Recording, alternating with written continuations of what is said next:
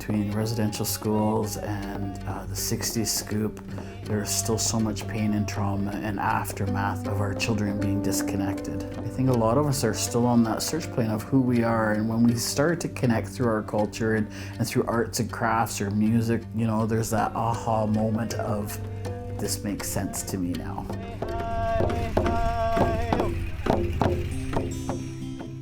My name is Anne-Marie Smith. My ancestry is Anishinaabe through my father's side, or Ojibwa, and through my mother's side I'm English and Irish. My honor name is Aponiwa, and I run Native Creations.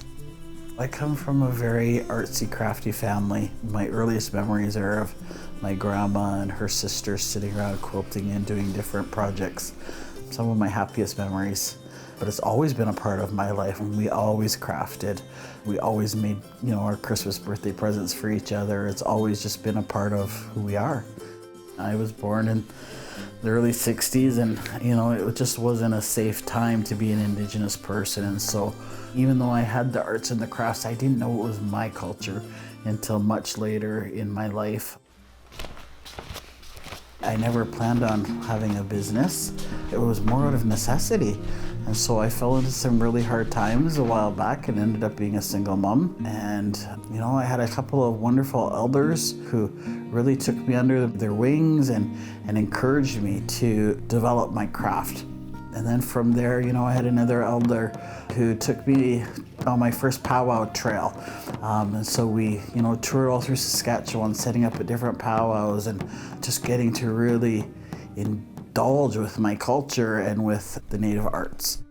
I started getting different teachers and stuff throughout the region who started calling me and saying, oh, you know, we love what you're doing. Can you come into my class and show the kids, or, you know, come and share some stories or some drumming? And so I spent a lot of time going in and out of the school systems. And then COVID kind of hit, and my kids said, because powwows were all canceled, you know, Mom, maybe you want to go online, and that scared me, because the pleasure comes when somebody lights up when they see, you know, a pair of earrings that they really like, and to know that this creation that I made is being loved. They talked me into opening up a Facebook page, which has gone pretty big. The farmers markets were still happening even though powwows weren't, and so I got really diligent through COVID doing them. And, you know, people come by and they'll pick up a feather and they'll say, oh, what kind of feather is this? And so I get to share with them, you know, the stories and the legends and what the eagle feather represents and what the turkey feather represents. And for so many decades, we weren't able to share our culture. And so I get excited when somebody asks those questions, and I get to explain to them what smudging is and offer them a smudge that they can try it, because that's the only way we break down barriers of prejudice and that scariness, because all culture is beautiful. And so it's not about promoting Indigenous culture, it's just about offering that buffet and letting people try something new and different and taking away that fear of the unknown.